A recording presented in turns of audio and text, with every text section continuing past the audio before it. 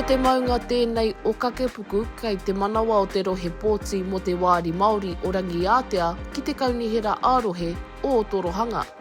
Ko rima ngā kaitono kei te whai i tō pōti. Ko Taneo Kete, ko Maxine Morgan-Wind, ko Thomas Tai, ko Jamie Tāmaki, rātou ko Wikitoria tāne. Heoi anō, toko rua anake ka kopoua e koutou hei kai kaunihera. Me tūtaki tātou, i a rātou. I was a rangatahi back in the days here, and I used to walk at the streets in a different capacity to what I do now. You know, it was really a big struggle for me growing up as a child here in Ōtorohanga. And like many other Māori at that time, I want to make sure that rangatahi get the opportunity that I had in youth. Kua roa a Taneo Kete e mahi ana i roto i tōna hapori, pēnei i ana mahi mohato hone ki ngā waka tūroro. Ko te whānga nui o Kete, kia pūmautia ai te reo Māori ki te kaunihera. That in itself is really important, and I know that when I make decisions, this is important to also know, the kōrero has come from the Ngāti Maniapoto and the hapu of this place. And I need to take that in consideration first, bring that to the table, and then negotiate with the other councillors. So that's my strength. He toru ngā pau, whānau, whakapapa, whenua, he toru. He toru ngā pau. Hoi anō, he toru ngā pau a tāwhiao, te kingitanga. He uri whakaheke a Thomas Tai o Ngāti Hikairo. Ko te whāinga matua a Tai ko te whakakotahi i te iwi Māori, hei tīmatanga māna ki ngā hapu e rua o kāwhia moana. When we provide access to our beaches, it rips up our beaches. We have our kaitiaki in place for our moana. We have two runangas. We have Ngāti Mahuta. We have Ngāti Hikairo. This is where I say unity. We can't leave it up to one runanga. We must come together with the other runanga down the road. I suppose I have a long history of unrepresented presence at the table, and I think being a councillor in previous triennium, I have a little bit more experience to be able to take our take to the table for our people. Ka whānau ka pakeke hoki a Jamie Tāmaki ki te tai hauauru o Tiraki Taharoa me kāwhia.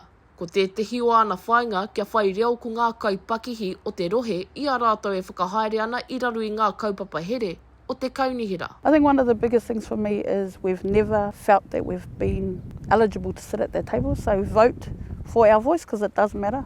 Vote for our vision for our mokopuna because they matter the most. Ko tāku, ko te mea nui e hihi ana au ki te haere tonu aku mahi, wā mātou mahi mana whenua i te taha i te kaunihera i ngā rā āhua te koutou i muri, i mua.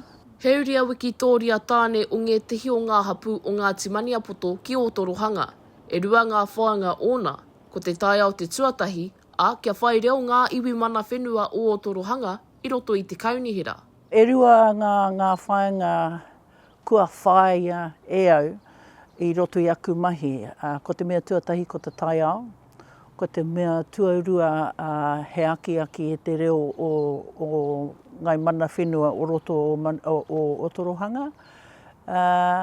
Kai roto i era mea e rua, e whakapono ana au ki tērā, ki ngā kaupapa, hei paenga mo te iwi, hei paenga mo te tai ao, i rā ahuatanga katoa. Ka rea Maxine Morgan-Wind i te wātea ki te kōrero mai ki a mātou o Aukaha, heoi mena rā ka rea no koutou kia whiwhi i o koutou pepa pōti, tēnā haere ki te pai tukutuku o vote.nz, ki tō kaunihera rānei ki te tuku i tō pōti motuhake. Koenei te rohe pōti e whakakapi ana i te whānuitanga o Ōtorohanga. Mai kāwhia ki te uru ki whare pūhunga ki te rāwhiti, ko toka nui ki te raki, ki te pureora o kahu, ki te tonga. The Māori Ward is a structural change in order for Māori to get in there. And it's vitally important because it's the people that make change. It's the kanohi to kanohi that's extremely important. That's what makes change in New Zealand. It's just getting out there, to explaining to our people. And Kāwhia Moana is a very small place. You come into Kāwhia, you can't go any further. You're at the end of the road.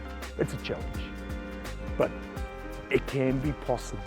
We are valued, our voice matters, and for the next generation coming after us, we need to make a stand today so that we pay that ara for them to stand in these spaces for tomorrow. Ka haunai ko te mea nui I te mea te nuinga o ngā tāngata o Ōtorohanga he Pākehā. Ki taku titiro ka huri ngeti o rātou ki te whakaronga ki te mōhio I ngā āhuatanga e pāna ki o mātou hitori o konei. Ka huri etehi, engari ko te nuinga kaore rātou e mōhio ana. He hai rātou ka noho ki roto I tēnei rohe, ki roto I tēnei taone hoki. Pōti mai kia hau. Koia, koia. Ka mutu kei a koutou e te whānau kua rehita ki te rārangi pōti Māori, e noho ana ki te rohe pōti o te wāri Māori o Rangiātea ki te rohe whānui o Ōtorohanga. Maisi kuki, mā Aukaha.